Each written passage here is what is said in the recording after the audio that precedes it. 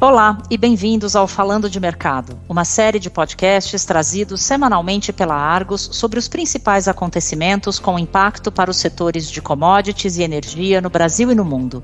Meu nome é Camila Dias, eu sou diretora da Argos no Brasil e no episódio de hoje eu converso com Flávia Pierri, editora de Gás Natural e Energia, sobre o desafio da expansão da geração termoelétrica no Brasil, de forma sustentável, menos poluente e complementar à matriz renovável. Bem-vinda, Flávia. Obrigada, Camila. Flávia, vemos a matriz elétrica no Brasil, que é em sua maioria composta por fontes renováveis, como eólica, solar e hidrelétrica. Mas a gente sabe que não podemos prescindir da fonte termoelétrica, seja por sua segurança, despachabilidade e em momentos de secas. Mas como é que deve ser lastreada a expansão da geração termoelétrica nos próximos anos de forma mais sustentável, ambientalmente amigável e com custos menores? Camila, esse é um debate importante e que faz a intersecção entre as duas áreas que cobrimos e fornecemos preços na publicação que eu sou responsável, a Argos Brasil Gas and Power. Alguns pontos-chave para esse debate devem passar pela escolha das fontes térmicas que sejam menos poluentes, pela criação de flexibilidade no fornecimento desses combustíveis e também pela antecipação na contratação dessas fontes termoelétricas, evitando contratá-las somente na hora que os preços já estão perto de serem impraticáveis. Bom, dei um resuminho do que a gente vai falar. Vamos destrinchar o assunto. Primeiramente, temos de ficar felizes com a nossa matriz. É aquele momento da gente dizer que Deus é brasileiro, sabe, né, Camila? Aquele momento da música do Jorge Benjor, um país abençoado por Deus. Segundo os dados da Câmara de Comercialização de Energia Elétrica, a CCEE, em 2022, o Brasil ultrapassou o marco de 92% de participação de usinas hidrelétricas, eólicas, solares e de biomassa no total gerado no Sistema Interligado Nacional. E esse é o maior percentual nos últimos 10 anos. Então, parabéns para a gente. Segundo o Ministério de Minas e Energia, a capacidade instalada de geração de energia elétrica no Brasil é 75% de energia renovável e somente 23% é composto pelas termoelétricas. Então, mais uma vez, estamos muito bem. Mas ainda temos pelo menos 6% dessa capacidade composta por usinas que geram energia com combustíveis que não são amigáveis ao meio ambiente, como o óleo combustível, o diesel ou ainda o carvão mineral.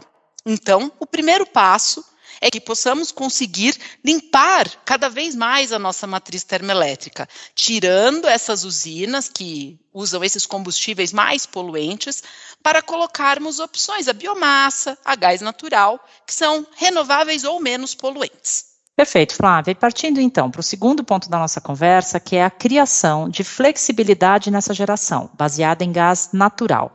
O que a gente precisa fazer para atingir esse objetivo?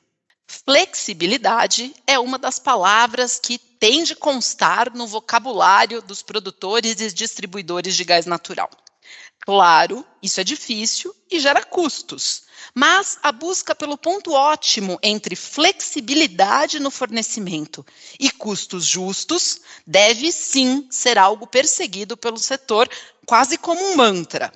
E o que é essa flexibilidade?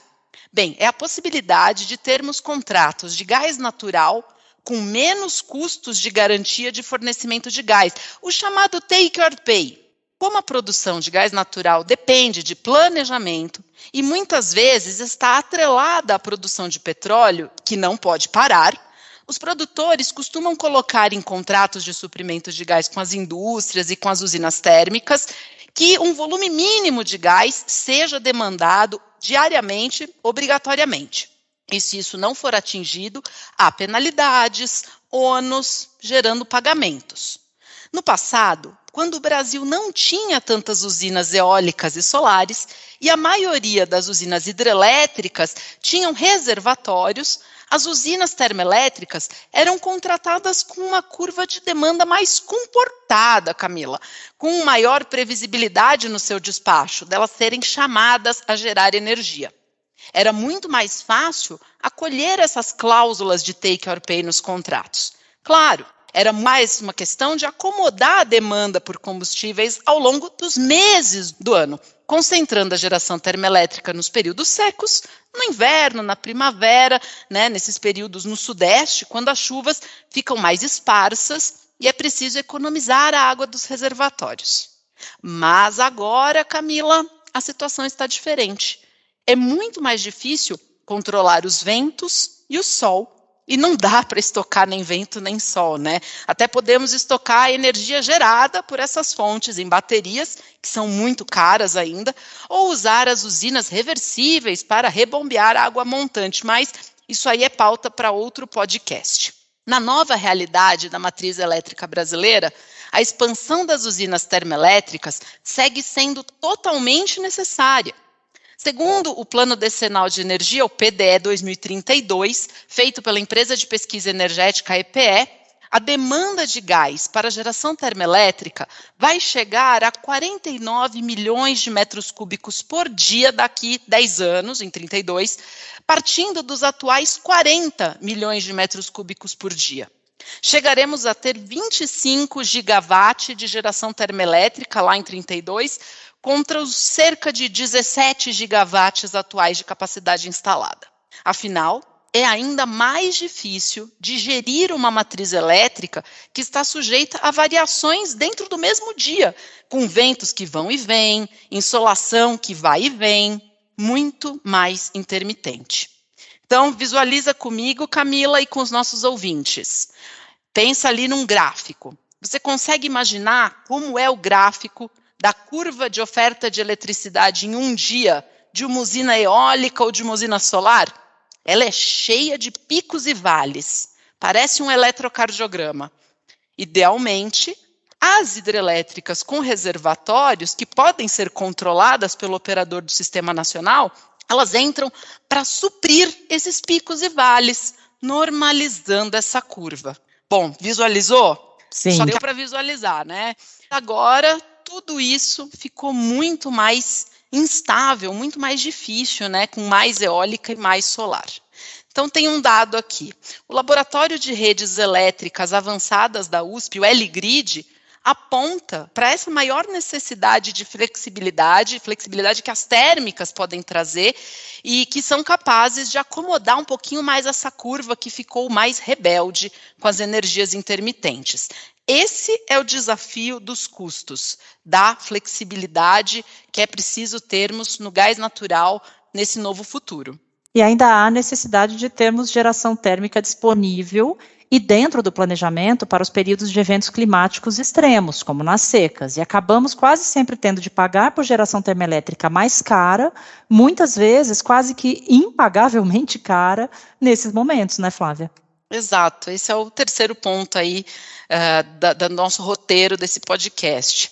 Está aí o caso do procedimento competitivo emergencial, o PCS, que contratou ali no final de 2001 usinas termoelétricas a um custo variável unitário, um CVU, de cerca de R$ 2.500 o megawatt-hora, e com usinas com uma inflexibilidade de até 100%, ou seja, elas estão gerando sempre, constantemente, com chuva ou com sol, com vento ou sem vento. Não adianta pensarmos que neste país abençoado por Deus, com sol e ventos abundantes, não vamos precisar de termoelétricas. Precisamos sim, para suportarmos de forma segura, dando potência e despachabilidade ao nosso setor. Mas os custos não podem ser infinitos. É preciso ter juízo. A flexibilidade entra aí também. Um jeito importante de ganhar essa flexibilidade é incentivando a estocagem de gás, algo comum na Europa e nos Estados Unidos. Guarda-se o gás natural quando está chovendo, quando os reservatórios estão cheios, e usa-se esse gás em momentos de seca para gerar energia elétrica, evitando que o gerador tenha de ir ao mercado internacional de gás natural liquefeito, por exemplo, para comprar gás importado e acabe ficando exposto aos preços altos do mercado internacional, como esses do caso do procedimento competitivo emergencial que a gente teve em 2021. Mas Aqui no Brasil, ainda estamos um pouco longe dessa realidade de termos estocagem, já que isso depende de, entre outras coisas, investimentos em infraestrutura, mais gasodutos, poços depletados para servirem de reservatório. Agora, sabe uma outra coisa interessante que pode ajudar na flexibilidade? O nosso tão sonhado mercado livre e competitivo de gás. Pois com mais agentes vendendo gás, além da Petrobras, que ainda detém cerca de 90% do gás vendido no Brasil, e com mais gente comprando gás, fica também mais fácil que ocorram transações de volumes excedentes no produtor ou mesmo volumes excedentes no consumidor, gerando um mercado mais líquido. E aí, muitas outras coisas podem acontecer, até mesmo agentes que aproveitam a oportunidade de gás mais barato para estocar ou para gerar energia e vendê-la a um preço favorável ou até ainda, quem sabe, para que um consumidor industrial aumente a sua produção. E é nesses mercados que a Argos atua, contribuindo com a transparência dos preços, né, Flávia? Muito obrigada por mais uma participação no Falando de Mercado. Esse e os demais episódios do nosso podcast em português estão disponíveis no site da Argos em www.argosmedia.com/falando-d-mercado. Visite a página para seguir acompanhando os acontecimentos que pautam os mercados globais de commodities e entender os seus desdobramentos no Brasil e na América Latina. Voltaremos em breve com mais uma edição do Falando de Mercado. Até logo!